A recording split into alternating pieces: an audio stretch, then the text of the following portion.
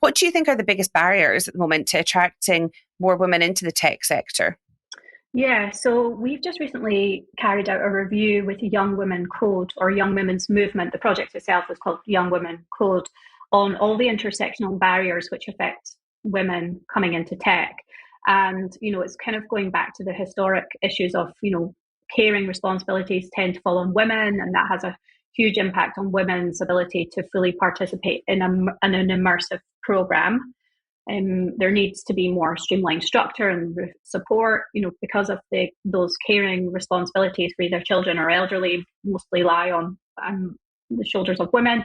So it's, creating the support and, mentoring and all kind of the add-ons to make that a possibility.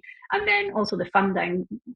There's a lot being written about the pay gap, the gender pay gap in digital technology is £20,000. That's not an insignificant amount of money, which tends to mean that women continue to get the caring responsibilities, and all those gendered norms around STEM that just create a stigma that pushes women away from tech.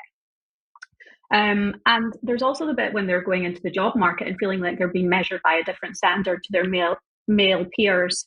So we our research really concluded that women value more flexible, remote, part-time working opportunities, as well as the mentorship. And that's really how we've decided to launch this part-time on-demand program in the autumn, which will actually have some fully funded places that will enable women to take part, and then we will help them get flexible jobs at the end as well. So it's really been a kind of really interesting project for us to look at our offering and then get all the feedback, do the research, understand the barriers, and then produce a program that will enable women to engage.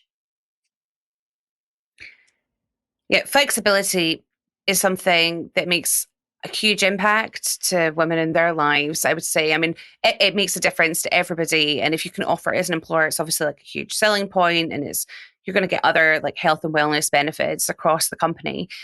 But, if you've got the burden of childcare or other caring responsibilities, or even just managing the house and the stuff that's involved in that potentially, it really does make a big difference to your ability to do work when you're able to produce the highest quality work and have the biggest impact. I totally agree. And, it's kind of women seem to remain, as Mark Logan recently referred to, as the CEO of the house. And that really needs to change because, men can't just check out and let women deal with all of that. There has to be a different approach. And that's really why we're kind of looking at building this part-time program at the moment. But in theory, how can we get to the bottom of all these different barriers that women face? And it's not going to be a simple fix, but what can we do to make things happen now? And part of that is getting funding, industry to fund places so that women can go through our programs and then go and work in those organizations and have completely different outcomes as a result.